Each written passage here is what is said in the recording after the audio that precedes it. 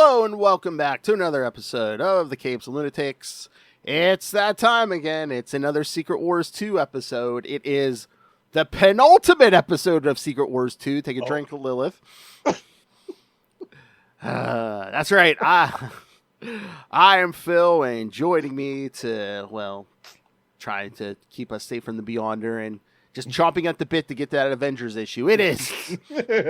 Woohoo! Woo. Yes, the Avengers is the definite highlight. I mean, I won't say you're here for the plot, but then the plot, the picture of the plot is Namor and Hercules wrestling.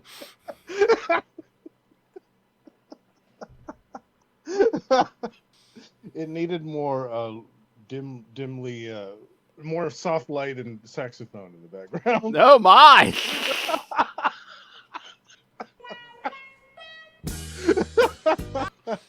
That's my only complaint. Oh my! And Captain America didn't get shirtless. Oh my! Yeah, exactly. Yeah, he should have been breaking them up. He's like, "Get out of here, Monica Rambeau!" All right, let's get into this because we got 6 issues of utter madness. Total madness. Shooter madness. Yep. Shooterific. All right, so of course we'll start with the Secret Wars episode issue as always. Yeah, I remember seeing this ad as a little kid, and I was just like, "Why is Elvis tearing up the city? What is this?" Yeah. I mean, the hair, the white jumpsuit. I'm like, were we going for the Elvis vibe here? Yeah, and the Hulk too bashing into his hand. Mm-hmm. Yeah. Really? White Beyonder? We know how many women you've taken advantage of. Really? White? Okay. Hell, he had his own cult there.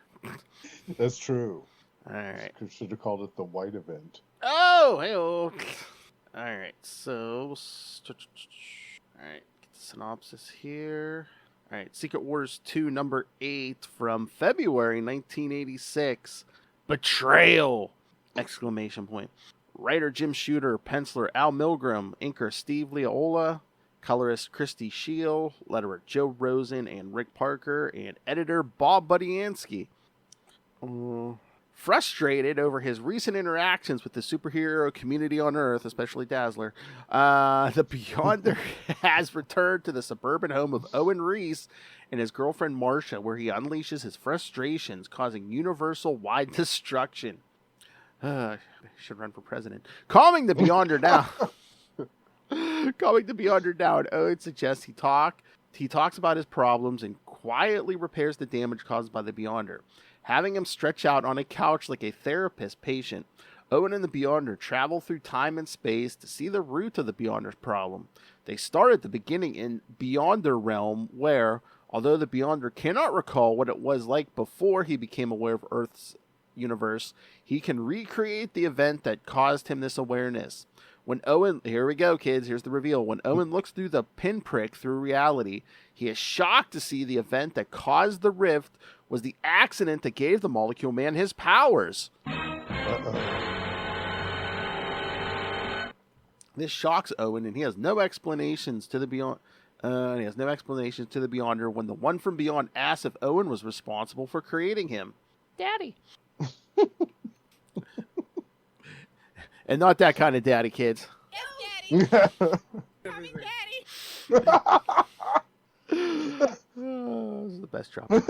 Moving forward to the point in history where the Beyonder came to Earth and conquered it, the Beyonder explains that even ruling over everything did not provide him fulfillment.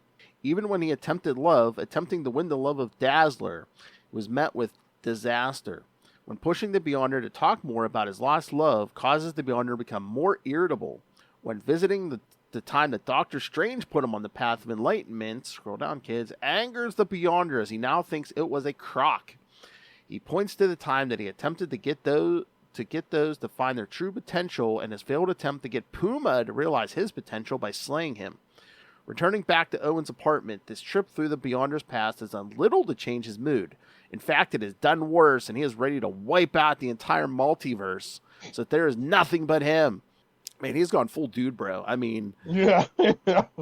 That escalated quickly, didn't it? Remember when Dazzler was everything and he's ready to share his power with her? doesn't he throw out the line like, "Oh, what do I care about some blob of protoplasm?" Meaning Dad's like, Allison who? "Yeah, that girl. I couldn't force that girl to love me, so I'm going to destroy everything." Oh, Shooterific. shooter, man. Owen pleads with the Beyonder not to, and he just needs to try harder at finding his personal fulfillment. When Owen suggests the problem is the Beyonder's lack of mortality, the Beyonder decides to give all existence 24 hours to convince him not to destroy it and departs, leaving Owen and Marcia to wonder what to do. The Beyonder appears in San Francisco, where he uses his powers to get the most expensive room at the most prestigious hotel. Going out to a fine restaurant, he uses his powers to coerce the waitress into going home with him.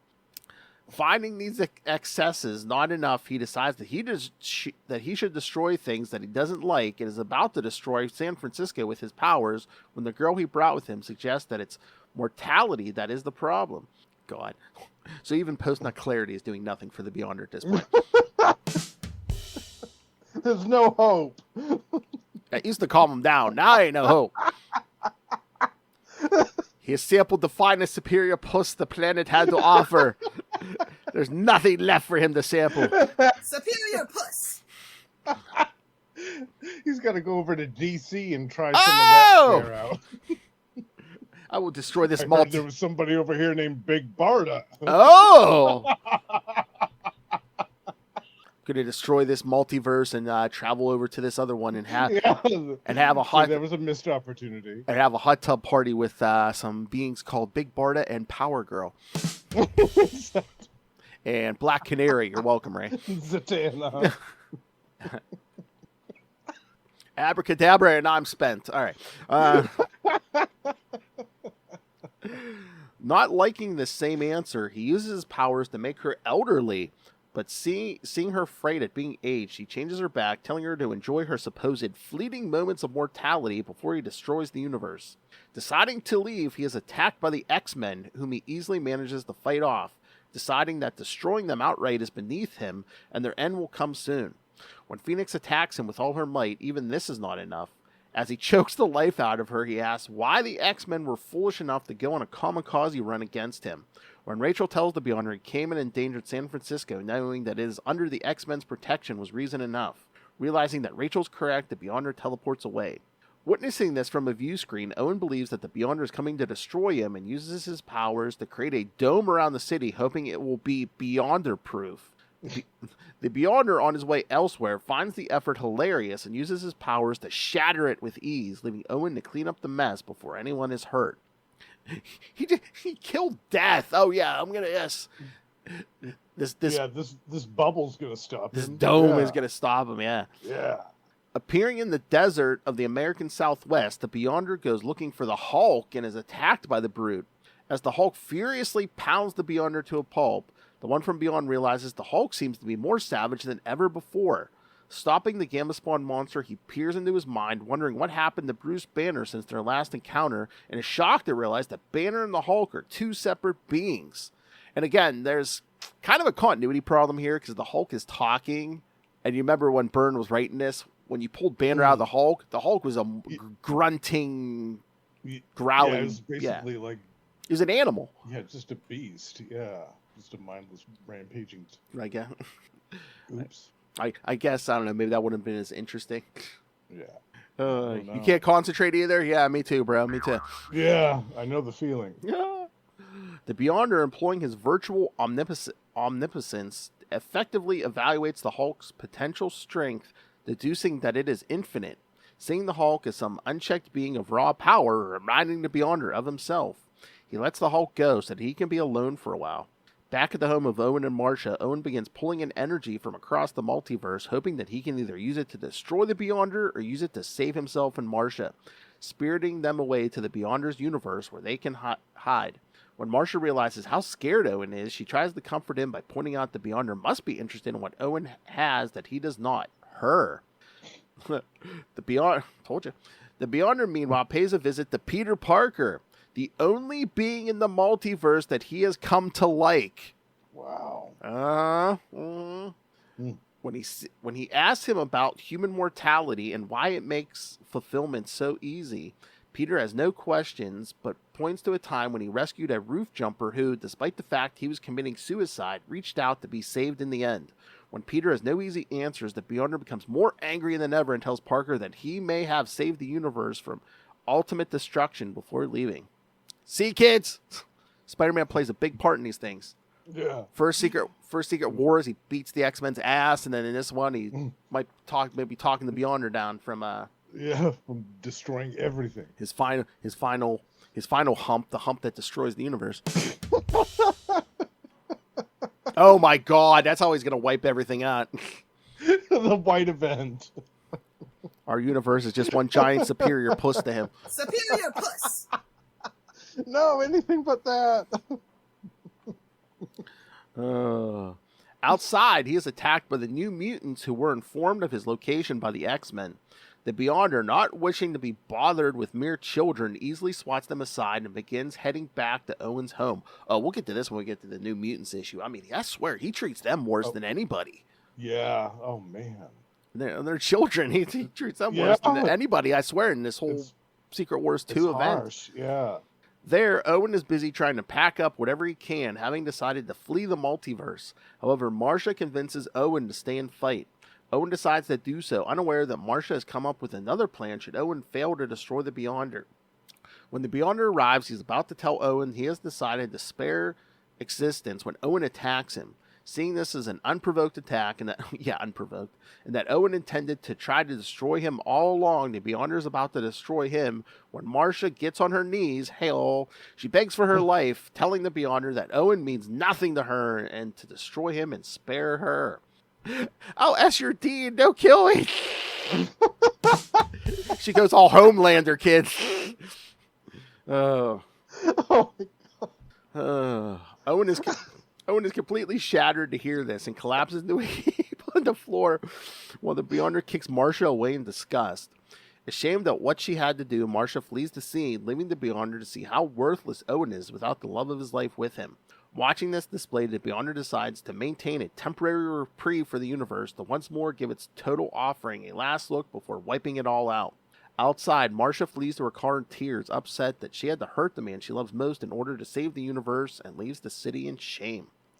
Later, the Beyonder appears over the Rocky Mountains, more frustrated than ever. He's going to F them, too. The Avengers, using a device created by the Black Knight, have tracked the Beyonder down in a Quinjet and confront him.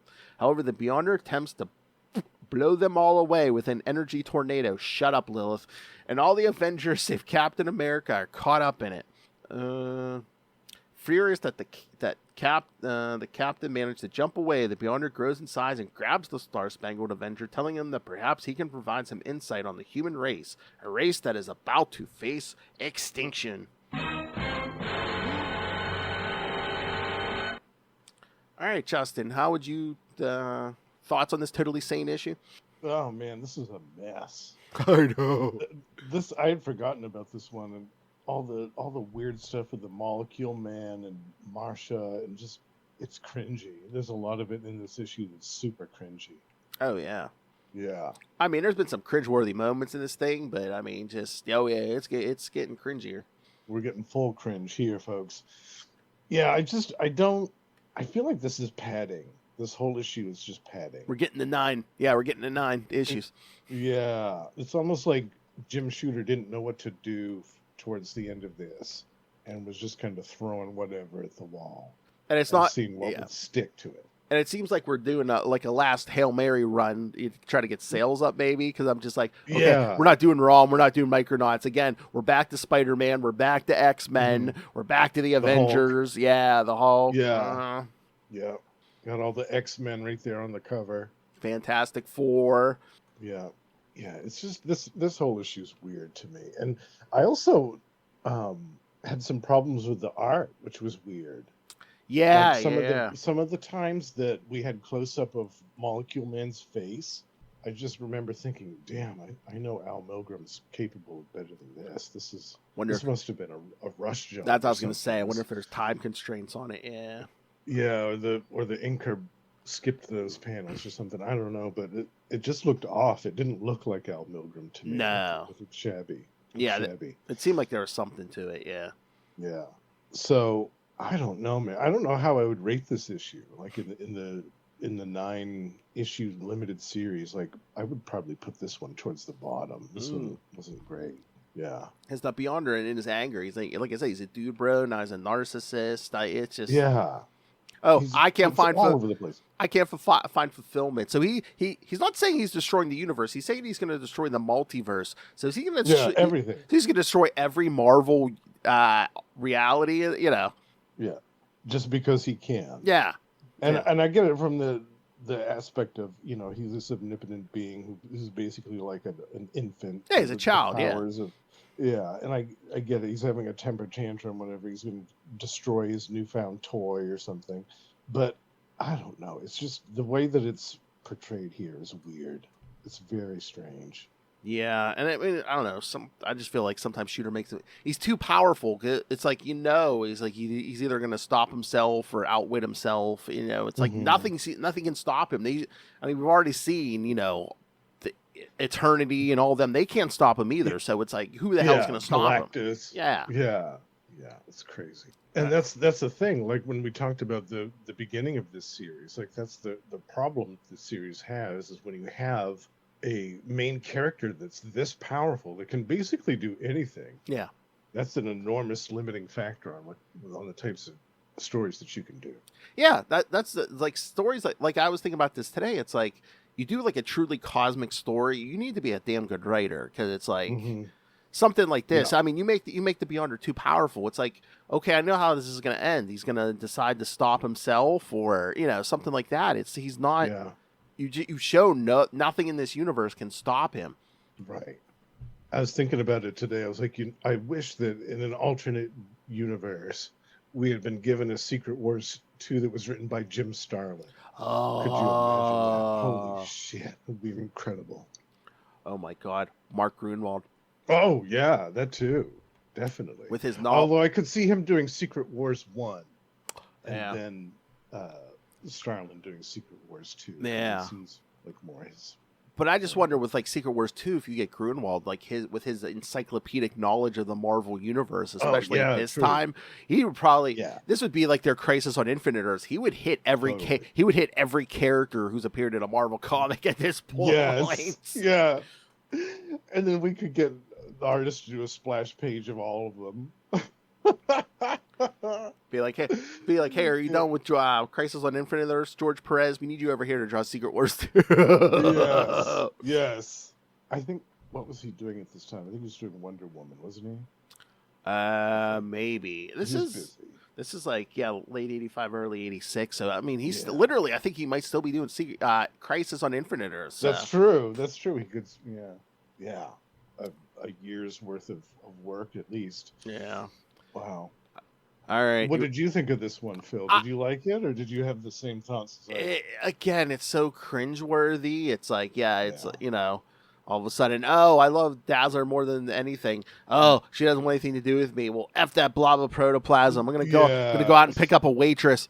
Yeah, and then make her super old, and then not just mess with her. Like, it's so weird. And I thought we dealt with this months ago, where it's like, oh hey, I'm not going to compel people to do something they don't want to do, but he basically raped the waitress because he made her she wasn't going to come with him.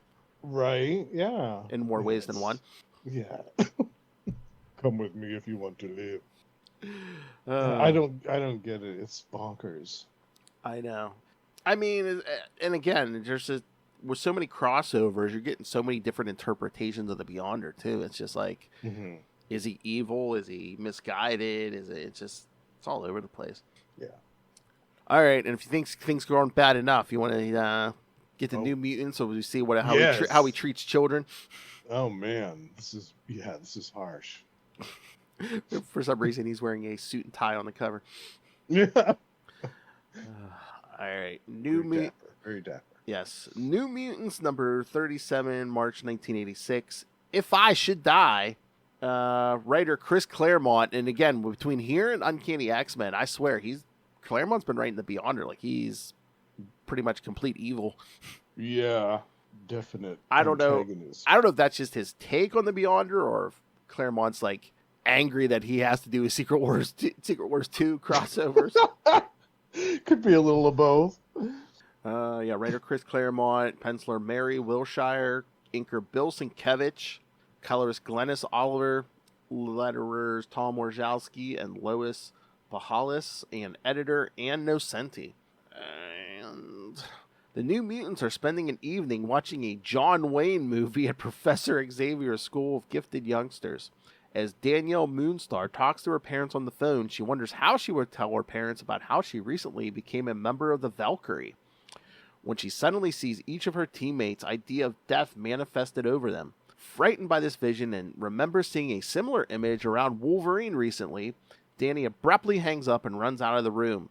As she flees, she catches a reflection in the mirror and is shocked to see she is garbed in her Valkyrie warrior costume and wonders what is going on. She wonders if it's the product of her powers or her greatest fears. Her fears are confirmed when the image of Hela appears before her and reaches out, causing Danny to flee out of the barn where she keeps Brightwind stabled. Flying into the air, she's about to flee her friends when suddenly she is visited by a vision of her father, Black Eagle. It's a memory of when her grandfather taught her that her ancestors' fear of death and lack of understanding in its face angered the gods, and they sent the white man to show the Native Americans humility and that she should always look death in the face without fear. Taking heed of this advice, Danny goes back to the mansion when Cannonball catches up with her and asks her what's wrong. While in Manhattan, Bobby has left the New Mutants deciding to seek out his father. However, when there is a traffic jam, he decides to go and investigate. Seeing that a construction crane had fallen over, pinning a woman underneath, threatening to crush her, Bobby decides to help as Sunspot, hoping his strength is enough to save the woman. Although he is able to keep the construction vehicle off her to prevent her from being crushed, it's the She-Hulk, who happened to be passing by, who has the strength to lift it. Hold on. My screen keeps jumping here. Just passing by. As people cheer She-Hulk for her rescue, Bobby, having been completely ignored, feels angry. I swear, it seems like my thing keeps refreshing. Feels angry for not getting some credit and is about to slink away. Before he can, a rescue worker pulls him aside and tells the boy that he saw what he did and is proud of him and considers him to be a hero, renewing the boy's sense of worth. However, Roberto is not ready to go home just yet and instead decides to visit his mother, ordering his chauffeur to drive him to JFK Airport instead.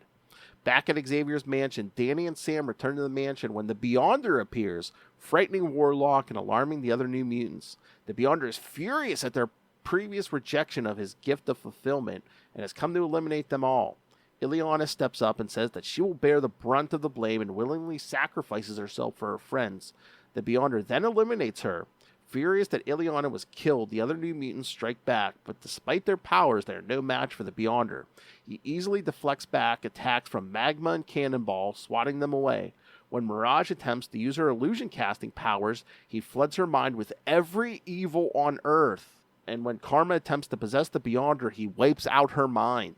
Cannonball, Magma, and Warlock then attack the Beyonder with their full power. However, even this is not enough to fell the one from beyond, succeeding only in turning the school to ruins. The Beyonder rises from the attack and slays Cannonball, Magma, Warlock, and Cypher. Giving up, Wolfsbane begins to pray to her god for forgiveness before the Beyonder slays her as well. Mirage is unable to convince the Beyonder to spare them, and so Danny decides to face death, proclaiming that she is a proud member of the Cheyenne people before crumbling to dust while riding Brightwind into the sky. With the New Mutants all dead, the Beyonder goes a step further, eliminating the ruins of Xavier's school and erasing all memory of their existence from the minds of everyone on Earth. The end. Crazy. I know, because that dramatic shift in tone, wasn't it? Yeah, I mean, again, it's like he not only killed these kids, because that last page is like, oh, their families forget who they are, Sunspot forgets who they are. He basically wiped them out of existence completely. Kills them all. Oh yeah, we'll see some of the repercussions of that in the X-Men. But I mean, yeah, he kills them all. Even the ones that are attacking him. Wolfsbane doesn't even attack it. I mean, he still kills her and wipes her from existence. Yeah. I forgot that Warlock. I hadn't read this issue before. Yeah, me neither. I forgot when Warlock could grow gigantic like that and turn into this big giant like juggernaut of a tank and try to attack the Beyonder. I love that part. But again, it's like it's the drama of it. There's no drama to this because it's like the New Mutants are going to fail. It's like the cosmic forces of the universe cannot beat the Beyonder. A pack of mutant children are going to beat him? No. Yeah. There's not a single one of them that has enough power to, like, at least with the X-Men, you've got Rachel with the Phoenix, who can do something against him. Maybe, but again, it's like shooters build him up to be so powerful. It's like, you're like, okay, no one can beat him. Yeah. It's basically him taking especially this month, it's basically him taking a tour of the Marvel Universe and massacring his way through it. Right. Yeah, this issue was weird. I wasn't really sure what to make of it. It was dark. I love the art. Oh, yeah. I love the characterizations. It made me pine for more of this stuff. I have to go back and reread some more of this stuff from this era of the New Mutants, because it's still kind of an unknown territory for me after all these years. Yeah, me too. But I love it. I love all these characters and the different dynamics together. I love the fact that they're watching a John Wayne movie, and then one of them says something about, well, look at this, how they're characterizing the Native Americans, and those are Danielle's people, and this is insensitive. And I was like, oh wow, good for you, Chris Claremont, putting some thoughtful dialogue in here back in the 80s. He was always good for that. Yeah, I think it was Wolfsbane who says that. Yeah, she's like, yeah. Come on, guys. Yeah. I love that. But yeah, like you were saying, the art's great, like Mary Wilshire with inks by Bill Sienkiewicz. But that cover, I think Sienkiewicz inked that, but it's Rick Leonardi cover. Yes. Yeah. I love it. Did Rick Leonardi ever do any of the New Mutants and Cheerios, or just the covers? I don't know. Like, again, like there's a big chunk of these I haven't read either. So I'm not sure. I'd love to see him do an entire issue. Oh yeah, look at that. At least, yeah, it's great. Yeah, I guess my only complaint about this is just the tone of the story. I don't dig the Beyonder just coming through and annihilating these kids. Yeah, it's so dark and depressing because, again, it's like he's not slaughtering the Avengers like this. He's not slaughtering the Fantastic Four or the X-Men like this. It's the children he's doing this. Yeah, and just so indiscriminately. And all the other stuff in the issue that didn't have to do with the Beyonder, I loved. All the stuff with the kids hanging out and watching the movie, and then the stuff with Danielle going off on her own and having all those internal dialogues. Like, that was all great. And then the Beyonder comes along, and all of a sudden it shifts the entire tone of the story drastically. All right, you ready for the next one? Yes. All right. Yep. All right, kids. We're going to shift here, and we're hopefully going to make friends with the algorithm here, because we're going to talk Amazing Spider-Man 274. Oh, man, look at it. With a great cover. Yeah, I mean, I like this cover. I like the art. I mean, it's great art. Oh, it's Larry Lieber and John Romita Sr., that cover. So yeah, classic. It's great, but it's like, I don't know, like, it's just Spider-Man crouched down, just you get all the floating heads, the guild above. I don't know. I'd want to see. I don't know. I don't know if I'd rather have like Spider-Man wrestling with his antagonist from this issue. Oh, yeah. Which is weird. We'll get to that, but it's like like they never really. I mean, they tell you who he is, so if you know who he is, you know who he is. But it's like they never say, "Oh, this was." Yeah. Yeah. You'd think they would have put that on the cover. Yeah. You would think. Yeah. All right. So yeah, Amazing Spider-Man 274, March 1986. Lo, there shall come a champion. All right. Okay. Yes, we're in that era, kids. So yes, it's writer Tom DeFalco. Were we supposed to be wearing pants? Pencilers, Ron Friends. Always been my ambition to be on a Mary Jane thing. Tom Morgan and James Fry. So 3 pencilers. Inkers Joseph Rubinstein, John Romita Sr., and Russ Steffens. Oh man, we need to ask Ron Friends about this one day, because we had 3 inkers too. I'm sure he's probably all hyped that Romita Sr. might have been inking some of his stuff. Yeah. Yeah. What a thrill that must have been. And It was cool. The other two artists were, I think they were both really young at the time. They might have just been starting out, Tom Morgan and James Fry. So that must have been cool for them to be working with Ron Frenz and John Romita Sr. on this. Exactly. Yeah. We got, let's see, 3 pencilers, 3 inkers, colorist George Rosis, letterer Joe Rosen, and editor Jim Owsley, aka Christopher Priest. Following his failed attempt at eliminating the Beyonder, Thomas Fireheart returns to his tribe to, oh man, this is, I mean, besides the weird crap going on, this is the episode for you, Justin. The Puma, we're going to be getting Namor here soon. Yes. Jeez. They saved the best for last. Thomas Fireheart returns to his tribe to advise his uncle of his failure. When his uncle tells him that he suspected that Puma would fail, he hopes that if their agent of death could not stop the Beyonder, then perhaps an agent of light could instead. This is such a weird issue with Spider-Man. I mean, this is not what you're getting usually in the Spider-Man. Many trillions of miles into space, the Beyonder floats in the void, considering if he should destroy all existence or not. Consider, the little things like, should I destroy all existence? I don't know. I'll think about it some more. Yeah, I don't know. I'll take a nap and then I'll think about it. Considering how he failed to find fulfillment, his rage causes upheaval across the cosmos. When a legion of alien races attack the Beyonder, their most powerful weapon has no effect on him.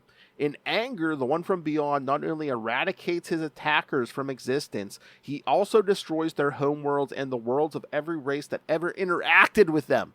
As a final touch to his punishment, he erases all memory of these wiped out races from existence as well. So they got the New Mutants treatment.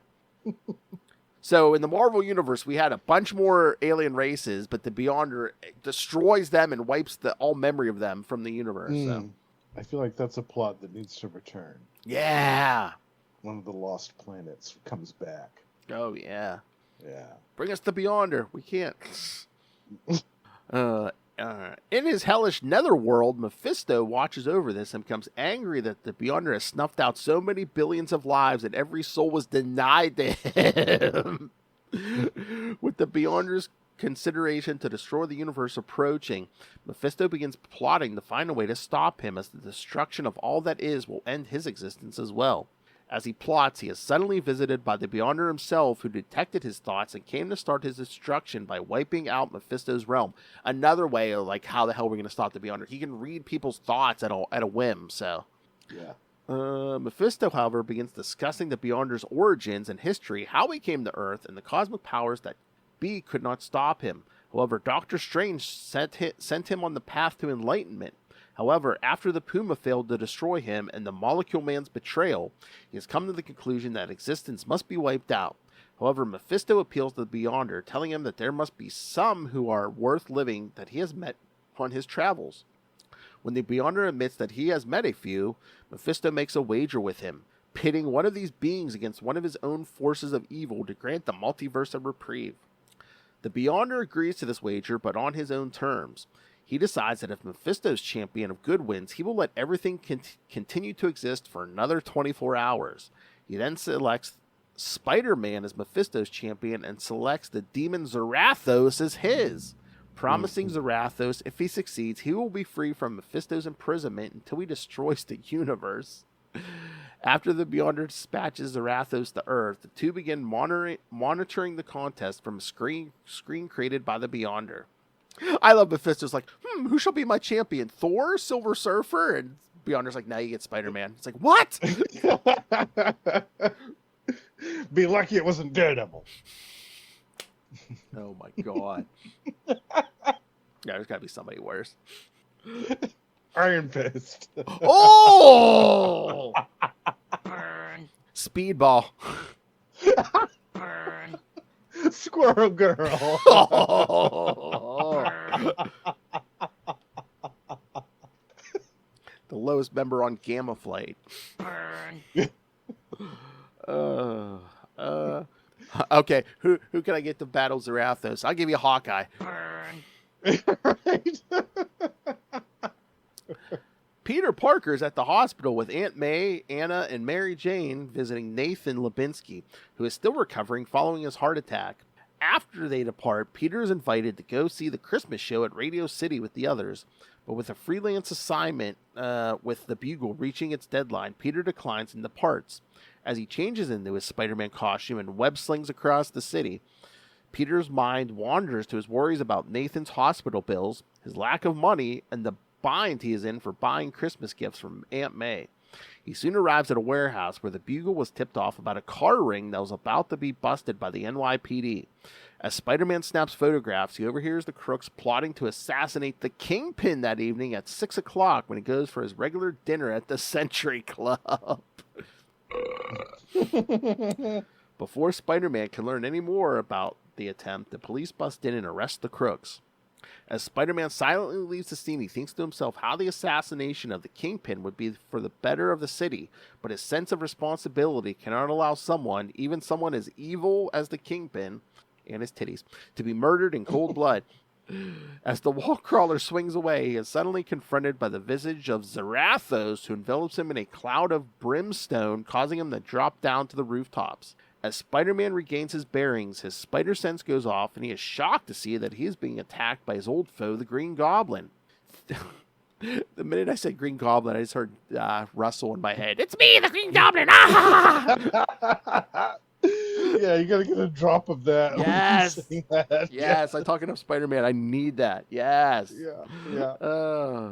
You can slather up my Cobra. Wild like an animal. Where's the Joker, Nuggets?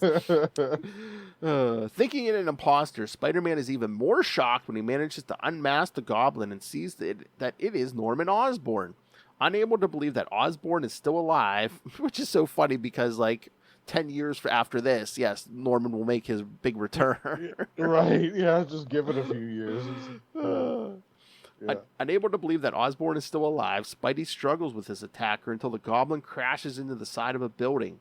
Jumping to safety, Spider-Man is disoriented by the attack and wonders if what happened was real and decides to go home and rest before dropping his photos off at the Bugle and then investigating the potential assassination of the Kingpin. As Spider-Man heads for home, Mephisto becomes worried that Spider-Man is already beginning to doubt himself and begins marshaling his powers in order to cheat so that Spider-Man wins. With his traditional red and blue costume reeking of brimstone, Peter puts his black costume on under his civvies and goes to sleep. As he rests, he has a dream that he is visited by his parents who express their disappointment that Peter has dropped out of college. When Peter tries to talk sense into his parents, they turn into demonic figures and blast him with hellfire. Peter wakes up and goes to the bathroom. He feels ill and sees that he has strange boils growing on his face. Mephisto begins to feel angry that the Beyonder is gloating over the current state of the contest. As Mephisto continues to plot some cheat, that's what it says, plot some cheat, one of his slaves notices that what he's up to and decides to rally the others, deciding that oblivion is better than being forever tormented by Mephisto. That's a toxic relationship. Yeah. Absolutely. As the Kingpin finishes his daily affairs, Peter is walking the streets trying to get to a doctor, but his strength fails him and he almost collapses. A police officer helps Peter into the back of his squad car and goes to drive him to the hospital. Peter is shocked to see that the officer is the late George Stacy, who berates Peter for allowing him to die. To Peter's horror, Stacy transforms into a demon in the squad car into a demonic chariot and flies off into the sky, hanging on to the idea that there was nothing he could do to save his life. As he falls to the city below, he happens to see his dead former love, Gwen Stacy, falling also. Coming to his wits, Peter manages to save her, unlike on that fateful day when she was murdered by the Green Goblin and Gravity. However, Gwen tells him that she is already dead and it's his fault for not being able to save her. She suddenly transforms into a bird creature and flies away, leaving Peter alone and begging her to come back. It reminded me of Betty Ross in The Heartbeat, you know? Oh, yeah. Totally. I'm like, oh, we're doing this again. Okay. Yeah. Peter's grief is interrupted by Zarathos, who confronts him and attacks him openly. Stripping off his civilian clothing and putting on his costume, Spider-Man is prepared to fight off his demonic attacker. As the fight rages, the Kingpin prepares to leave for the appointed rendezvous at the Century Club. Spider-Man gains the upper hand in battle and manages to unmask Zarathos, but is once more surprised when Zarathos' face resembles that of his late Uncle Ben. Ben blasts Peter with hellfire and begins demanding that he toss away his morality, his sense of responsibility, and start thinking only of himself. Despite the pain and flooding him with images of all those who have suffered as a result of his career as Spider-Man, Peter does not relent and refuses to give in. Thinking Spider-Man is about to fail, Mephisto is about to use his powers to help him when he is attacked by his minions, forcing him to use his power to fight them off instead. The Beyonder remarks that he knew of Mephisto's plot all along and refused to act. Fighting off the Hellfire, Spider-Man then attacks Zarathos, banishing him away with a single punch. As the 6 o'clock hour tolls near, Spider-Man gathers his strength and manages to prevent the Kingpin from being shot by a rooftop sniper. When the police arrive on the roof, Spider-Man escapes, angry that the Kingpin will never know. Stupid. Damn free website, come on. Yeah, he's angry. Kingpin will never know or care if he did that he had saved his life. As he heads to the Daily Bugle to drop off his pictures, he wonders if maybe he should revisit his morals and values. With the contest over, the Beyonder tells Mephisto that he has won a 24-hour reprieve for all existence. The Beyonder departs, telling Mephisto that he will give the multiverse some consideration, but warns the Lord of Lies to enjoy it while it lasts, as he will likely to destroy everything. So yeah, kids, Spider-Man was able to triumph, even though, the Beyonder is all powerful. I'd forgotten that Zarathos was in there. Yes. Spoilers, at the end of that Ghost Rider series, he's separated from Johnny, and yes, he's imprisoned in that soul crystal that winds up with Mephisto. Yeah, and I don't think, I was trying to remember any other time that he appeared between this and the 90s when the Ghost Rider stuff happened. Yeah, I can't think of any other example. Remember. Yeah. Yeah, I know Johnny shows up in a random issue of New Defenders, but he's basically just passing through. But yeah. Yeah, just a cameo. Yeah. But I was just surprised because I was like, no mention of, Zarathos was bonded to Johnny Blaze and they were the Ghost Rider. Yeah, I was surprised there wasn't a little like one panel thing or like an editor's note or whatever. Yeah. I'm like, if you know, you know, but if you don't, I mean, say you know nothing of the Ghost Rider, you might just think Tom DeFalco conjured Zarathos out of thin air. Right. Yeah, he's a brand new character. Yeah. I wonder, too, how many years had it been since that series had ended? Let me see. Yeah.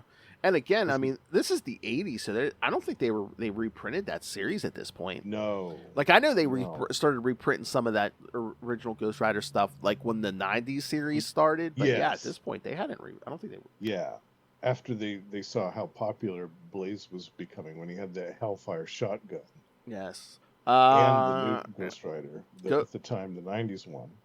Ghost Rider 81, the cover date was June 83. So almost 3 years. Okay, yeah. So he was still in the comic book readers still would remember him. Yeah, if you're a comic fan, you probably Yeah, it was an interesting choice for antagonist in this. I loved it. Yeah, that'd be something to ask Tom DeFalco one day. I'd be like, why Zarathos? I mean, cool. It's a great choice. I like Zarathos, but I'm just like, I wonder why he chose Zarathos. It's cool.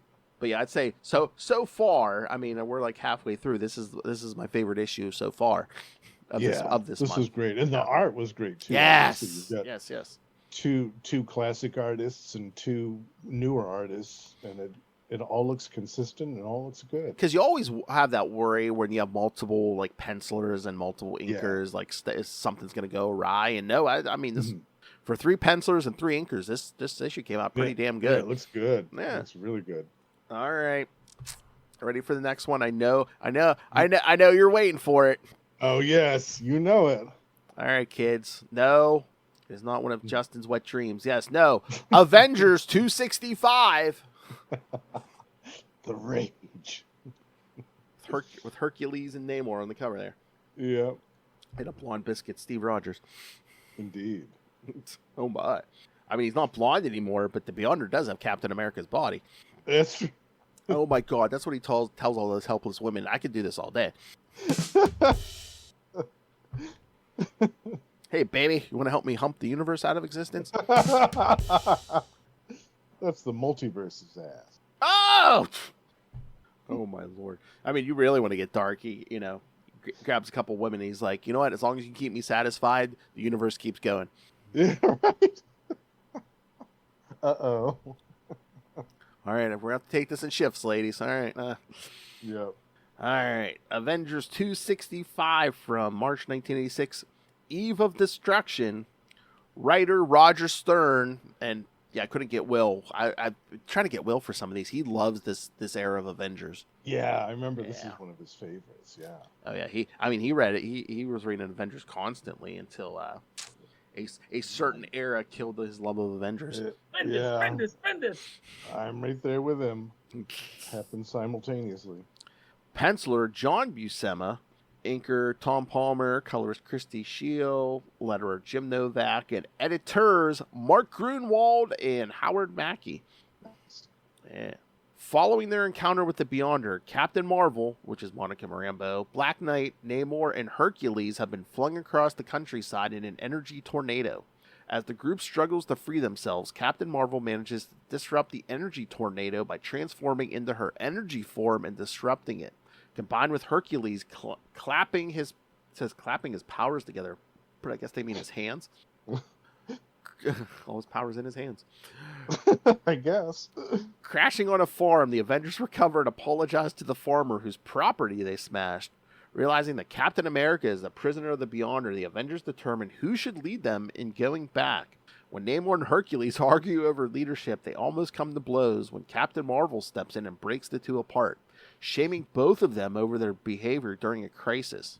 They recover their Quinjet from a pond and pay the farmer for the damages. Now the Maria Stark Foundation is going to be paying them for those damages. Oh, yeah. The farmer's thoughts. He's like, yeah, I heard they have more money than anybody. With Captain Marvel taking leadership of the group, the team heads off to find help and go back for Cap. Captain America wakes to find himself bound to the side of a mountain in a cavern that the Beyonder has been hiding out in. When the Beyonder assures Cap that he cannot break free, he tells the Star-Spangled Avenger that he is aware of such limits after observing and copying his body months earlier. When Cap is not surprised by this, the Beyonder tells him how he intends to destroy all existence. Let me explain my evil plot to you. Yes.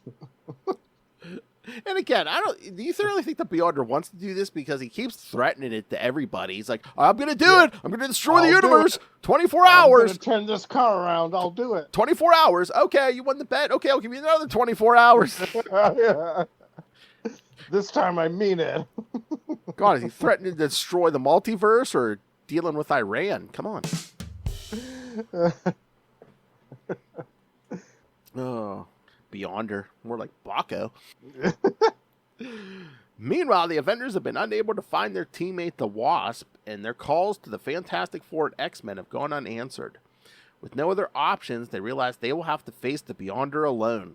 Using the tracking device created by the Black Knight, they trace the Beyonder back to the Rocky Mountains and make a plan for their coming conflict. Hercules likens their challenge by relating to how he slew the giant Antaeus in ancient Greece when he realized the villain's power stemmed from his connection to the earth. As they plan, Namor begins that surrendering to the Beyonder may be their only real option. And Justin's only option is to surrender to Namor. That's right. Back at the Beyonder's hideout, the Beyonder has seemingly fallen asleep. God. Cap uses this as his chance to break free and manages to force his hands free from his shackles by squeezing them out of his gloves. Free, he wonders that the Beyonder sleeping could create danger, much like Dr. Doom did when he briefly stole the Beyonder's powers on Battleworld. Scroll down to the original Secret Wars, kids. Yes. He dives at the Beyonder, attempting to knock him out, but the Beyonder has staged everything to see how Captain America could escape and easily immobilizes him in a stasis field. The furious Beyonder points out that even the ideal man's solution to dealing with him comes with attacks. That was crazy too. He's like, I could literally leave you in that stasis field for eternity. And I might. Just because I can. Yeah. Soon he is visit. All right. Speaking of Justin's dreams, soon he's visited by Namor, who comes seeking an audience. When the Beyonder invites him into his hideout, the former king of Atlantis bows to him and surrenders, seeking an alliance due to the fact that he has no love for the surface people. Scanning Namor's mind, the Beyonder sees that this is true and invites the Submariner as his ally. As he leads Namor to another part of the cavern, the other Avengers burst in. This all turns out to have been a trick in order to save Captain America. However, the Beyonder has seen through this and tosses the immobilized Namor at Captain America, freeing them all. When the Beyonder threatens to destroy the universe, Hercules calls him out as not worthy of being a god at all, but a pretender. Furious, the Beyonder unleashes his full fury by becoming an embodied head and pounding them with a powerful wind. Oh, he's getting nasty now. When Captain Marvel attempts to attack him in her energy form, he redirects her at her Avengers comrades, knocking them all out save Hercules. As the demigod attempts to regain his foot, the giant-sized Beyonder crushes him under his hand and warns the Avengers that he is the incarnation of power itself and he will destroy the universe. When Captain America tries to reason with him, get him to keep on trying to find fulfillment, the Beyonder angrily turns Captain America to stone. He then begins battling the other Avengers with rocks, and when he sees that they continue to struggle, even in the face of impossible odds, he takes them all out with a single blast. With the Avengers unconscious at his feet, the Beyonder considers killing them, but opts not to, deciding that instead of eliminating a mere 6 beings, he can wipe out the entire multiverse. And this time he means it. I'm gonna do it! I'm gonna do it! This time he really means it. That's right! Serious. Don't tell me! Captain Marvel, you interested? No? Okay, I'm going to destroy the multiverse. What about the Wasp? Is she here? She's small? I can't see her. She interested? Ladies, you too can find out what's under this jumpsuit. I know the Wasp has a costume that looks like Dazzler's in her outfit. I know she did. It has to. All right, so what did you think, Justin? I mean, if you peel your eyes off Namor, what did you think? Well, yeah, I love the Namor stuff, especially when he was bowing down to the Beyonder. I was like, oh, I got to cut and paste those panels for later on. Photoshop yourself in. Right. Yeah, but here we have another, like, different characterization of the Beyonder. Yes. Like, here he's kind of almost like supervillain. Yes.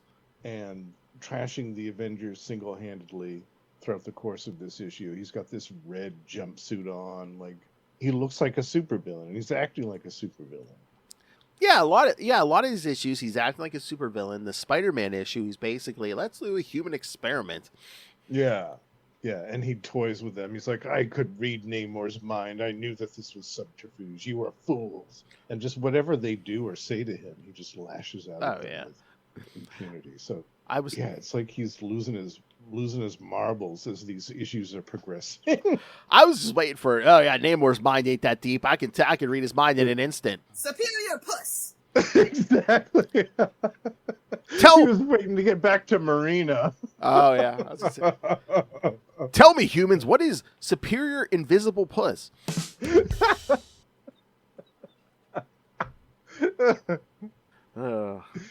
But I love this era of the Avengers as well. I love in particular this lineup, but not just because of Namor, but I love all the other characters. Hercules, Black Knight, Captain Marvel, and of course Cap. I forgot where the Wasp was in this one. Oh, I can't remember. I mean, she got a notice somewhere in there earlier in the issue. So she was doing something else, maybe. I can't remember if it's around this issue or not, but there was some issue where she was having. Didn't she have a solo thing with Paladin in an issue? I can't remember if that's when this was around. Maybe, yeah, I forgot about that. Yeah, that's possible this time. But yeah, I keep threatening it. But we need to find like a day where you, me, Ray, and Will can sit down and do like the Siege of Avengers Mansion. Oh yeah, definitely. In one epic episode. Yes. Yeah. At least one sit down. I mean, I can always split it up, but yeah. I love that idea. Let's make it happen. Make it so. Yes. And of course, I love the art. I mean, this is also one of my favorite writer-artist combinations. Yes. of all time. And again, I mean, art-wise, you can't go wrong with the Buscema. No, God, no. No. It's like a Kubert. You can't go wrong with it, yeah. Exactly. Yeah. All right. I know you're staring at the upper right corner, but should we get to the next one? we can move on. Namor. I have my panels of Namor for later. Yeah. Look at him arching that back.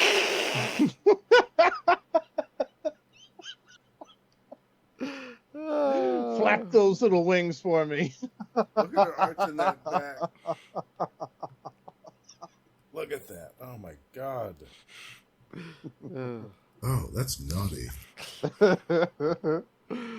All right. I thought the Fantastic Four came next, but according to this list, the X-Men issue it does. But oh, really? Okay. Yeah. So maybe we'll save Fantastic Four for last, because that's fine. Again, that's again, it's burned. So yeah, as if things weren't trippy enough. All right. So Uncanny X-Men 203 from March 1986. Crossroads. Again, we're back to Chris Claremont writer, penciler John Romita Jr., inker Al Williamson, colorist Glennis Oliver, letterer Tom Orzechowski, and editor Ann Nocenti. Yeah, I can't remember if it was all at his time on Daredevil or some of it, but I know some of it at least. John Romita Jr., when he was penciling Ann Nocenti stuff, I think Al Williamson was doing some of the inks, yeah. Oh, yeah. I like their inks together, yeah. They're a great combination, yeah. Being in San Francisco again becomes a painful reminder to Rogue of what happened the last time she was in the area. Namely, she had absorbed the memories and powers of Miss Marvel, aka Carol Danvers, crippling her superhero career on Earth. On Earth. Binary. As she stands on the Golden Gate Bridge, the site of the battle, Rogue realizes the repercussions of what she had done that day. She now struggles to balance her own memories with those of Carol Danvers, and it is almost like there are two women living inside her head. Tearfully, she realizes that no matter how much good, she will never be able to make up for what she did those months ago. She returns to the home of Detective Jessica Drew. And stay tuned for September, kids. We're going to have a Jessica Drew episode because it's going to be Jessica Drew's anniversary. Nice. Formerly Spider-Woman and an ally of the X-Men who's been putting the team up since their arrival in San Francisco. Once she arrives, she finds Kitty meditating outside. Kitty reveals that half of Magic's armor and her soul sword has been transferred over to her. Rogue, surprisingly, does not remember Illyana at all and claims that Colossus had never had a sister to begin with. Oh, man. He thought Colossus was mad during the first Secret Wars. Can you imagine once he realizes, oh, hey, you made me forget I had a sister? Yeah, you wiped my sister from creation, from everything. Kitty explains that the Beyonder had not only killed Illyana and the New Mutants, but wiped them out of existence. And the only reason she can remember is due to the mystic link between her and Illyana. Thank God somebody remembers. Can you imagine if like Secret Wars 2 ends and like no one remembers the New Mutants and they just like never get brought back? They're like, oh, we'll move on to something else. Man, people really have anger at Secret Wars 2. They'd be like, man, I think those New Mutants could have become something, but that was my favorite comic book and they ruined it. 37, it just ends with them getting wiped from existence. Wait a minute, I had a subscription. Damn it! Now I'm getting two of the same issue of Uncanny X-Men every month. What the hell?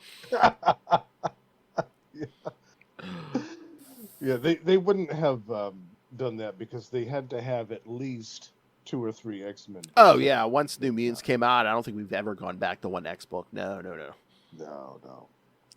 Let's see. Phoenix appears to Kitty, who cannot fathom how to stop someone as powerful as the Beyonder. She offers both Rogue and Shadowcat a solution: destroying the entire universe to end the Beyonder once and for all. I know how to get rid of this gangrene arm. I'll kill myself.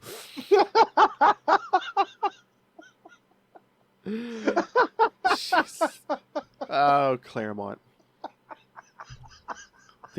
Think he got in the shooter's stash and was smoking something. Some good stuff going around in the bullpen back in those days. She was like, "Who can raid my stash?" Everyone loves cocaine. Oh. She rationalizes that in doing so, whatever will come into existence after them will never have to worry about the Beyonder meddling in their lives. Well, if life does come back, yeah, they won't have to worry about the Beyonder.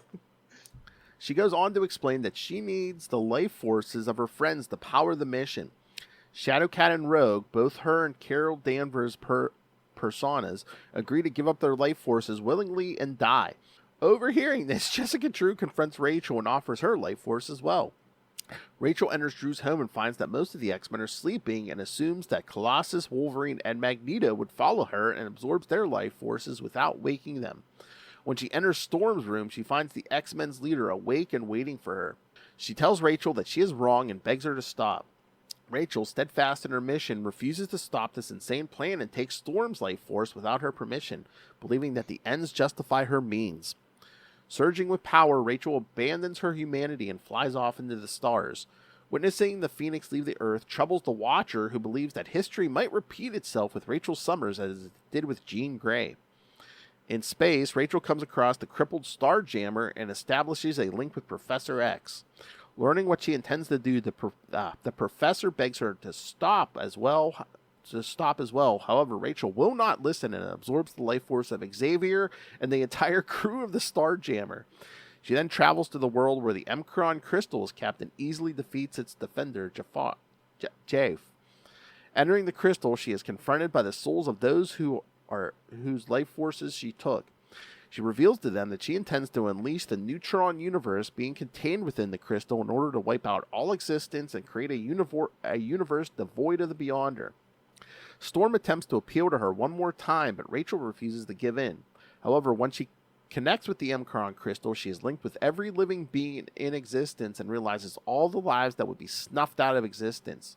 Torn between doing what she thinks is right and her inability to commit universal genocide, Rachel gives up, returning to Earth and restoring everyone to life. Back on Earth, Rachel is convinced that her mission was a failure. However, Storm points out that not being able to slay every living being in the universe is not a failure. The X-Men all confide in her that they couldn't bring themselves to do the same thing. Not even Magneto, who once told Charles Xavier that he would be willing to go back in time to kill Hitler, or even so far as killing his grandparents to prevent the atrocities he committed during World War II. Now, seeing this willingness to prevent a greater evil at the expense of innocent lives on such a massive scale has shaken his surety on if he could or not. Then the Beyonder appears before them and expresses his disappointment in the X-Men. He explains that he was hoping that Rachel would destroy the whole universe so that they can go out with a bang. Him and bangs, Jesus. Phoenix! He had enough. Phoenix, you interested? Nope. All right, we're destroying the universe. We're back on. Kill it. Telling them that he and Storm? No. Okay. Destroy the universe. Rogue? No? All right. Oh, Rogue. Oh, 2-for-1 special. Yeah. Hey. Telling them that he intends to destroy the universe anyway. He offers the X-Men the chance to battle him again, even though it would be futile to stop him from destroying everything. The X-Men refuse to fight and question the Beyonder how he could possibly destroy all existence. He tells them because he feels that all existence is confusing and wrong. Kitty then lashes out at the Beyonder, chastising him for wanting to snuff out human life because he finds it inconvenient and not considering how his actions affect others. When the Beyonder retorts that humanity rejected being one with the universe, the X-Men try to explain that people do not want such power handed to them on a silver platter, but to earn it their own way. Phoenix then steps forward and tells the Beyonder that he is the embodiment of death and that she, from now on, will be a defender of life and will not allow him to cause harm to the human race while she is alive. She then points out that she realizes that the Beyonder was attempting to use her to destroy the universe with a portion of his power. When the Beyonder admits to this, he asks for her to give the power back. Rachel is more than happy to oblige. However, she also gives him the masked experience she had when she linked with the universe through the M'Kraan crystal. The Beyonder, overwhelmed by existence of every living creature on the planet, buckles over in pain and finally understands what it means to exist. With this, the X-Men point out that every living creature struggles to make the best of their lives due to the threat of their ultimate mortality that they would eventually die. This gives the Beyonder much to ponder over, and he decides to leave the X-Men to think about it.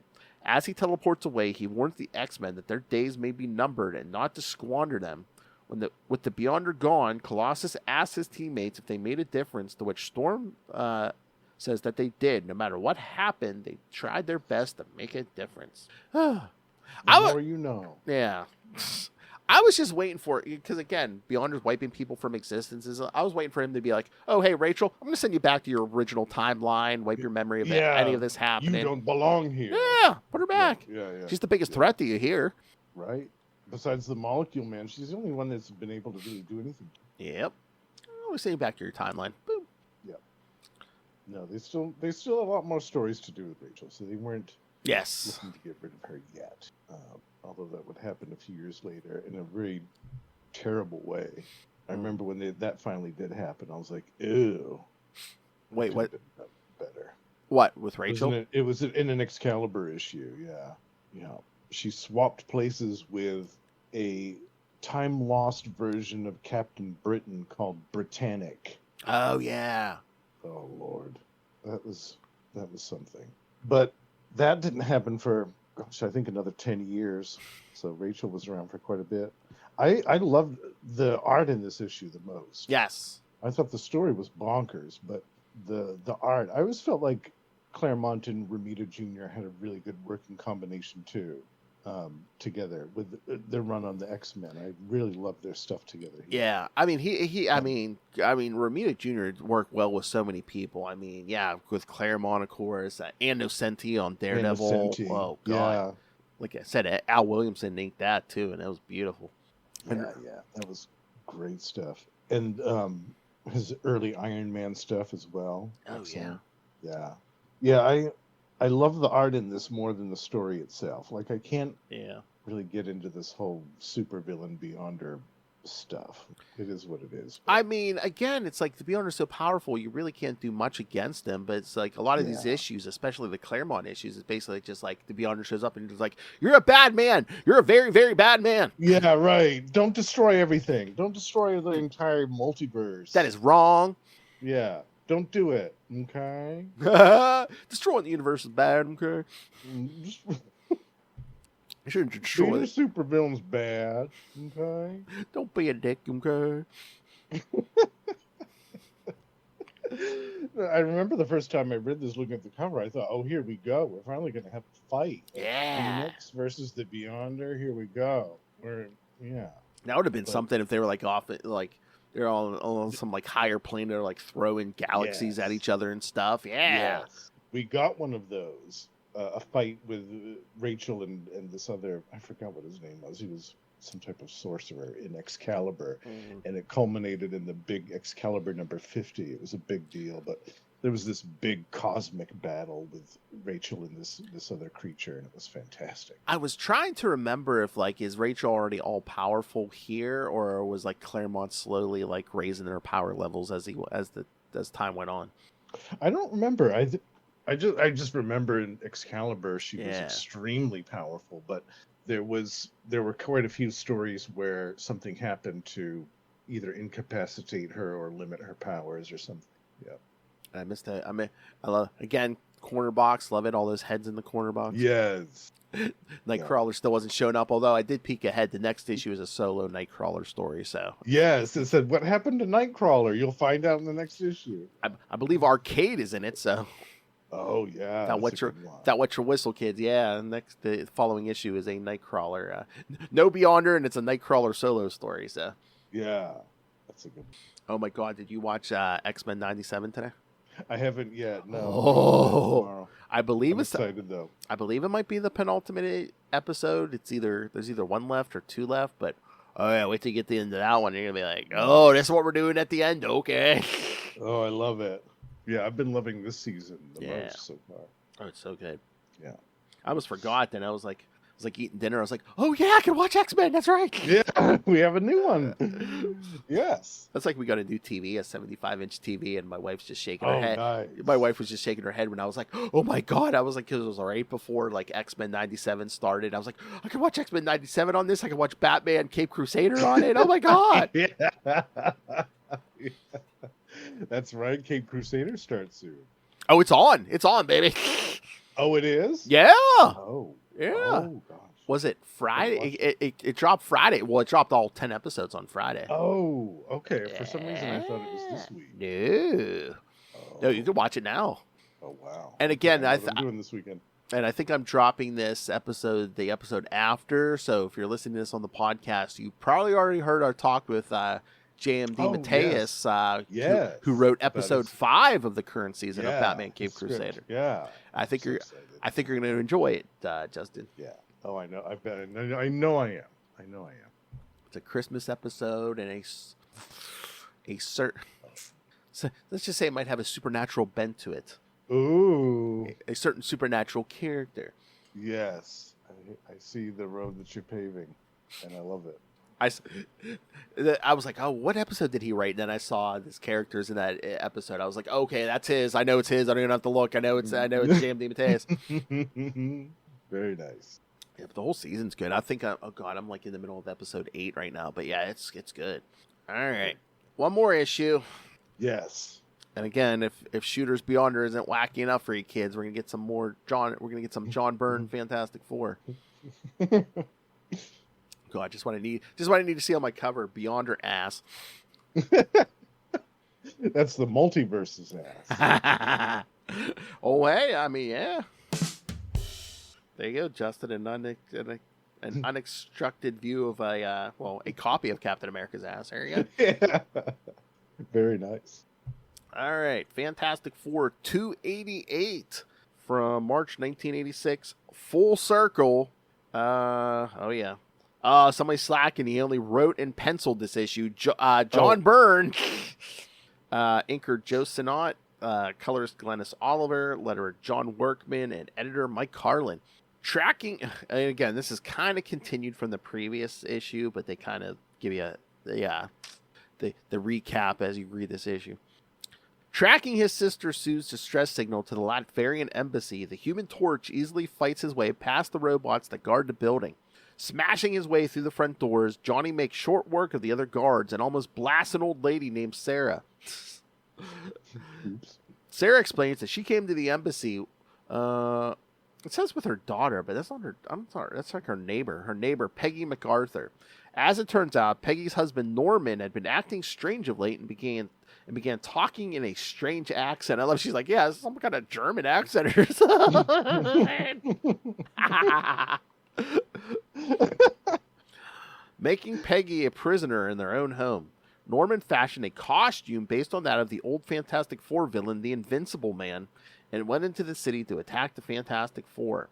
When Sarah and Peggy saw news footage of Norman's battle, they came to the Latvian embassy where they saw Norman fighting the Invisible Woman.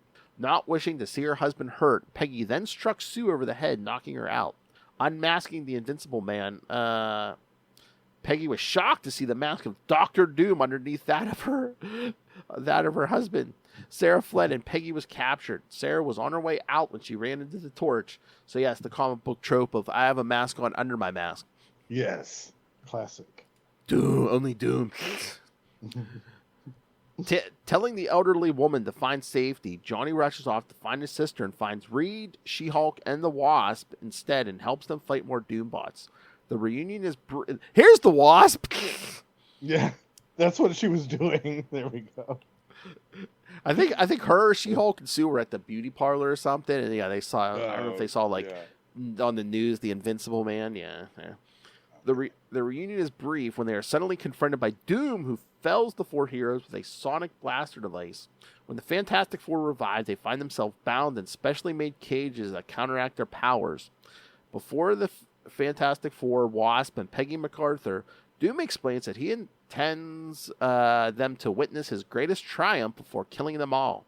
Unmasking, Peggy is shocked to see the face of her husband Norman underneath. However, Doom explains that when his body was slain during the clash between Silver Surfer and Terax, his mind survived when he used a mind-swapping trick he learned from the Ovoids, which I think is like Fantastic Four 10 or something. So yeah, wow, that's going back. Burn doing a deep cut. Yep. Wow. To transfer his mind into the body of Norman MacArthur, he then bided his time to get his ultimate revenge. He shows them a mystic portal that he has created in which he intends to use the powers of sorcery to do what science could not, restore his original body. Using his arcane might, he calls upon the ultimate power. Oh boy. Yes, kids, it's going exactly where you think it's going.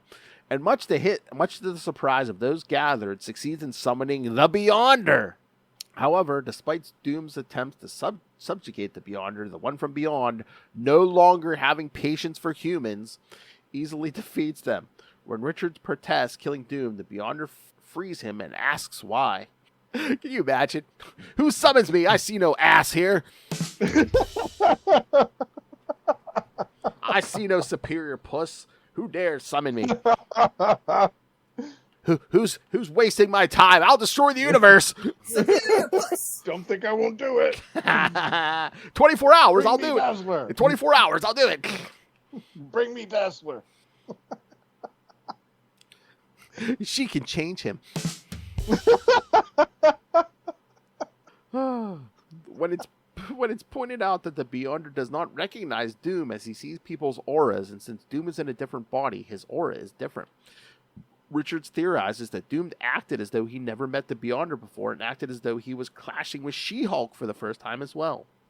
He theorizes that when the Beyonder originally pulled Dr. Doom to Battleworld for the first Secret Wars, it was during a period when Doom's body was destroyed. He realizes that the Beyonder must have plucked Dr. Doom from some point in the future after his body was restored.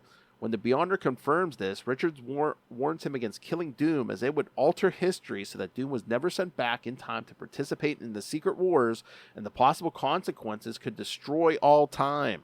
When the Beyonder cannot be certain that if he would survive the destruction of all time, he decides to set things right. Using his vast powers, he recreates Doom's original body and reverses Doom's mind swap with MacArthur. With Doom in his proper body, the Beyonder sends him back in time to participate in the Secret Wars. With the time cycle complete, the Beyonder teleports away. With the threat over, Mr. Fantastic rushes everyone outside of the embassy before Doom is returned to this spot, following his defeat at the hands of the Beyonder in the past. Secret Wars number 12. Mm-hmm. That's it. I love that ending. It's just like reads like everyone out. He's gonna come back. No. Yeah. I like that we had a rematch Yes. of sorts between Doom and the Beyonder, because that had to happen. Yes. It just had to. And it was interesting that it was a mind-swapped version of Doom. Yeah, so it was a way to put Doom back to status quo and stuff. And yeah. I can't remember what we said, but I'm sure we said when we covered Secret Wars number 12 that we were like, oh yeah, remember kids, Doom gets banished. Well, you're gonna find out where he gets banished to. So yes, yeah, when he gets isn't over. Yes, when he gets banished at the end of the original Secret Wars. Yes, that's him coming back when Doom's like, or Reed's like, everyone out of the room now. Yeah. I love this issue. This is great. This one and the Avengers one, for obvious reasons, are the two favorites of the ones we read for this episode. Yes. Oh yeah. Yeah, this is always one of my favorite. Yes, not only Byrne, giving Doom back his rightful body, but he's kind of cleaning up continuity too, because Doom was in his original body in the original Secret Wars when he didn't have his original body back then. So. Right. Things get complicated with Doom. I mean, if only he had it unmasked, you wouldn't have to worry about it. But yeah, no, he got that power and he cleaned up his face. He's like, oh no, I'm a god now. Look at my face. Yeah. Yeah, I love that woman. She's like, I don't know what's wrong with my husband. He's talking in this weird dialect. I don't understand it. So funny. I was waiting for her to say that in front of Doom, like, yeah, some kind of German accent. I do not speak that filthy dialect. That's for mongrels like the Red Skull. No, yeah, I speak beautiful Latvian. Latvian is the superior language. Yeah, this is great, and it made this. Out of all of the issues that we saw in tonight's episode, this one I think made the most sense as far as the Beyonder's impetus for being there in the first place. Yes, because there was the past encounter with him and Dr. Doom, and Doom summoning ultimate power. Yes, definitely. So that was good. It didn't feel like this was a Dr. Doom story that the Beyonder was just shoehorned into at the last moment. Yes. That's what I was going to say. Some of the other issues have felt like. Yeah. Not necessarily the ones that we read tonight, but some of the previous ones have felt that way. Some of the previous ones feel like, okay, I got to do a Secret Wars 2 tie-in. Burns like, I'm going to shove the Secret Wars 2 tie-in into my ongoing story. Yeah, I'm going to weave it in there somehow. And he was smart to have this rematch take place here. Yes. And, and when you think about it, would Doom have had a chance at defeating the Beyond? Well, I mean, he stole his power, though, in the first Secret Wars, but it's like, he basically pulled him to the embassy here with his sorcery. So yeah, that would have been an interesting way to defeat the Beyonder. Like, he can defeat death and eternity and all that. But it's like maybe the one thing he doesn't understand is magic. Magic, yeah, and the supernatural. Because when he was a universe, maybe his universe didn't have magic or the supernatural. Right. That's true. And he did have conversations with Mephisto in the Hellscape. Yes. So, although, I mean, if that were the case, though, Doctor Strange could have probably bitch slapped him and saved us the second half of Secret Wars, too. Yeah, Yeah. There was only that one issue of Doctor Strange with Secret Wars 2, right? Yeah. Mm-hmm. Yeah, most of the books only got like one swipe. That's what I'm saying. Spider-Man got multiple takes. The X-Men, Fantastic Four, Avengers. Yeah. Yeah. They knew where to advertise this thing. Yes. Yeah. Smart. And again, like I said, some of this didn't make sense. It didn't make sense. It's like, okay, what are we gonna do with the Beyonder and Daredevil? What are we gonna do with the Beyonder and Power Man and Iron Fist? Yeah, it's just or a power pack. Or hey, how about a ROM Micronauts? How about a ROM issue where ROM didn't even show up? Right? Yeah. It's just Rick Jones and Brandy Clark for the whole thing. That is so funny. It's like, hey, ROM couldn't even be bothered to show up in his own book. Secret Wars 2, to hell with it. Secret Wars 2, F that. I'm sitting this one out. I'm trying to keep this book from being my book from being canceled. Oh, too late. And give me Secret Wars crap. Yeah.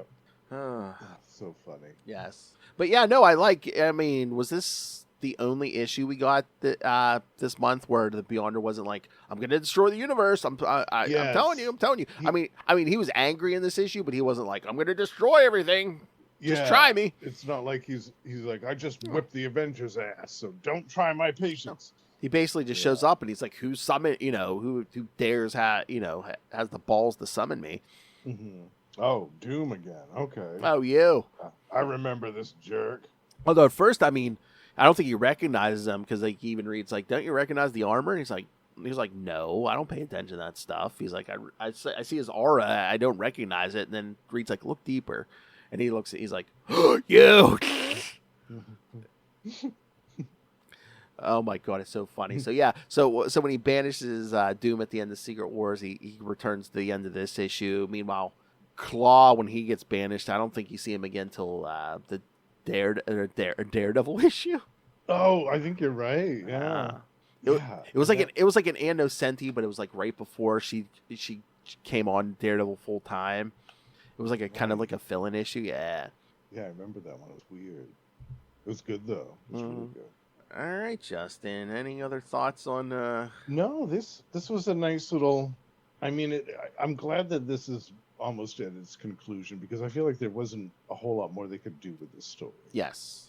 I feel like they've mined all that they could really do with it. Yes. So I feel like this is a good place to wrap it up. Yeah. Yeah, there's not too much left because when we tie up Secret Wars 2 next month, there's only 2 issues. It's Secret Wars 2 number 9, and there's like an epilogue in the next Avengers issue. That's it. Oh, wow. Okay. So yeah, so it's going to be a little different next time because, yeah, we're only going to have 2 issues. So we'll have to give our thoughts on the whole thing. Oh, yeah, we could really go in depth next time. Yeah. We'll give a summary of our thoughts on the whole thing. And then we have some Secret Wars 3 stuff coming up after that. Oh, yeah, we do have an issue or an episode of that. Yeah, because we'll deal with those the Fantastic Four issues and like some of those backups from the Fantastic Four annuals and stuff. Yeah, I haven't read any of that stuff. Oh, yeah, Secret Wars 3 stuff. Oh, it's gonna get trippy. Yeah. and a issue of Fantastic Four 351 where the Beyonder's kind of in a different form. Oh. He's not all Jerry curled. He's a kind of a different being. Yes. All right. Oh yeah, kids, we got a lot of stuff coming up. Yep. And then Yeah, after that, we'll do 2 episodes on Superior Iron Man. Yeah, nice. Yeah, and then we'll do a bunch of episodes on the Secret Wars from 2015, including some of the tie-ins. Oh, that was the one I was thinking of. That one from 2015. Yeah. Yeah, I haven't read any of that stuff. Oh, yeah, there's so many tie-ins. I couldn't fit in all the tie-ins, so I kind of picked trying to pick and choose, yeah. Yeah, I'm sure they had like 100 of them. Oh, yeah, I don't think I've even read them all. It's there were so many.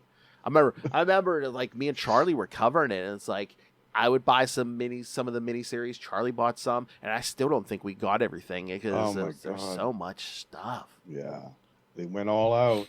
Yeah, and then I'm surprised they didn't do that, or they're not planning to do that rather next year for the Secret Wars movie. You never know. There might be Secret Wars crossover. I'm sure there'll be something with Secret Wars in the title or something. You know. Oh my God! Wars. This time it's personal. I wonder if they're going to do something in the comics. Is like I think that Secret Wars movie is going to kind of do like a soft reboot of the MCU. Like they're going to change stuff they don't they want to change, and some of the older actors are going to get recast and stuff. So God, I wonder if the comics are going to do something similar. Ugh. Yeah, probably. But yeah, the last 2 episodes, when we get closer to Avengers Secret Wars movie, we'll cover Infamous Iron Man. Oh yeah, we're Doomsday. Another one I haven't read much. Yeah, I won't go too much into it because there's a spoiler or 2 from the 2015 Secret Wars. But yeah, all of a sudden, Doom's good now. All right, supposedly, yeah, for a little while. A little while. Yeah. Close that out too quick. I was gonna say, so what's coming next? Because yeah, like I said, we're recording these a little out of order. So, yeah, you should have heard our JMD Mateus discussion on Batman Cape Crusader last time. And then next, we got... we're here. Oh, yeah. We get another Mark Grunwald Captain America episode. You'll get our Lois Lane special. You'll get the next Chichester chat. Was something different yes, something new with Dan's short story from the book Monster Aristocracy. So excited. And after that, you're gonna get Capes and Lunatics episode 500. Yeah, the big one. Yes, where Justin, myself, Lilith, Kristen, and Tyler will give our top 5 moments of we each picked a character, and I even have feedback from Mr. Will Allred. Ooh, nice. I'll provide visuals for that, and I'll provide visuals for the audio feedback sent in by Russell. Oh, great. I love it. With his top 5 moments from the Hulk. Oh, very cool. And spoilers, Will pick Quasar. Ooh. I thought he was going to go Hal Jordan, but no, he picked Quasar. Yeah, that's a nice surprise. Yeah. What about Ray? I'm going to have to remind him, because I did say something to him a while back, and he was like, oh, yeah, I can send something in. Moments or I was like, that it's gonna be like top 5 Tigra moments or something. The Spider-Woman. I'm sure he'll pick something great. Why had him laughing? I said, "Oh, you should send something," and it's like all Batman or something. He was laughing. Can you imagine Ray's like, "Oh, my top 5 favorite Batman moments." Gets his back broken. Oh, he dies in this Elseworld. Yeah. Yeah, all the ones where he dies. Yes. Or gets maimed. You're welcome, Ray. Just gave me your idea. Yeah. No, I'd love to hear what his top 5 Moon Knight moments are. Yeah, I'd love to hear. Oh yes, remember when he cut Bushman's face off? Yeah. Just for funsies. That's a Friday night for Moon Knight. Moon Knight, a guy who runs around in a white outfit, relieving people of their facial features. Thank you, Jen McKay. Yeah. Oh. It's Egyptian Batman. Thank you, David Popose. All right, kids. So yes, so send us your thoughts. Lots of good stuff coming, even after 500. Yeah, we're keep rolling here. God, next year, I'm gonna try to come up with a bunch of cool stuff for next year, because that'll be the 10th year of Capes and Lunatics next year. Oh wow. Yep. Yeah, that'll be. We'll have to do some big ones, some big special events. Maybe some specials. Like I was thinking, do like a Marvel Tales special. For all the old shows. Salty and Petty. Yes. Yes. Lilith, we're doing another spider cast. Yeah. We are the night, the Batman podcast. Yeah, you're welcome, Ray. All right. So send us your feedback. Yeah, send us what you want to hear and see. Email us, CapesandLunatics@gmail.com, or call the voicemail 614-382-2737. That's 614-38-CAPES. And again, you can follow us on all social media. So check us out everywhere you get your social media. Help support us by buying merch at TeePublic and Spring. And again, just the Lilith Hellfire method, just rain the money on us through the Cash App link. We need the money. Gimme. Do it. Artificial lovers do not grow in trees. Lilith needs your money. Tap him away downtown.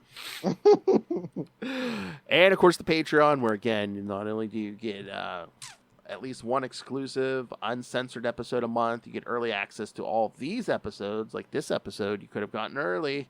And you can, again, the best thing for your money, like I said, you can suggest topics for us to discuss, as Ray has been doing. Thank you, Ray. And so that means it is the only safe legal way to tell Lilith Hellfire what to do. Shut up, Phil. Oh. Of course, it's rough. It gets everywhere. Not the Patreon, though. You love the Patreon. Yeah, so go subscribe to the Patreon. Go to patreon.com/CapesandLunatics. Fucking crazy. All right. And if you need more Justin the Owl, you need to go immediately and go follow the Lost Library of Legends. Tell them what's up, Justin. I know Yes. A Shadow episode just went up, so. Yes, I just put up a new episode of The Weeds of Crime, The Shadow in Comics, and then later this week, I'll be putting up a new episode of Maxima Magnificence, the Maxima podcast, guest starring none other than the Podfather Phil himself, as we discuss Maxima's return in the epic Panic in the Sky. Woohoo! Yeah. Yeah. Which we recorded a while ago. With guest star. I know. Well, I like listening back to them because I'm like, I don't remember what I said. Let's see what I said. This is 4 or 5 months ago. All right. Exactly. Listen to that young man. Listen to this young man. It's like a little time capsule. With guest stars galore in that story. That's right. All right, kids. So, all right, kids, come back next time.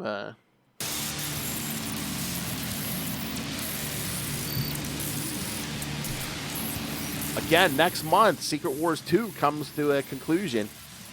Yes. Who will live? Who will die? Who will get humped? Well, for another episode, we have been your Capes episode Lunatics. This is one of the greatest Marvel tales of all time. Jim Shooter is a genius. The only thing that can make this better is Otto Octavius. Yeah. Who can stop the There's only Beyonder? a couple issues, yeah. Who can stop the Beyonder? Dr. Octopus! And yes, kids, send your thoughts for Capes and Lunatics episode 500, or send us your top moments for your favorite character.